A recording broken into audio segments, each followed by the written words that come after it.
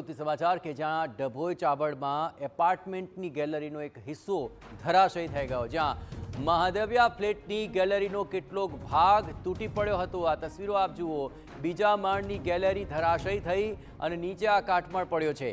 એક વ્યક્તિને તેમાં ઈજા પણ પહોંચી હોવાના સમાચાર છે અને તેને હોસ્પિટલમાં દાખલ કરવાની ફરજ પડી છે।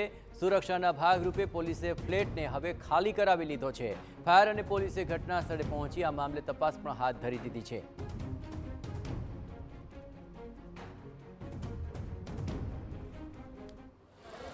આજ રોજ ભરૂચ શહેર સ્થિત ડભોયાવાડ વિસ્તારમાં મહેદવિયા કોમ્પ્લેક્સની બહારનો ગેલેરીનો છતનો ભાગ ધરાશાયી થવાનો બનાવ બન્યો હતો, જેના પગલે એક વ્હીકલ નીચે દબાયું હતું, તેમજ એક નીચે બેઠેલા વ્યક્તિને માથાના ભાગે સામાન્ય ઈજા થઈ છે। તેઓને હોસ્પિટલ ખાતે શિફ્ટ કરેલા છે અને અન્ય કોઈ બીજું નુકસાન નથી।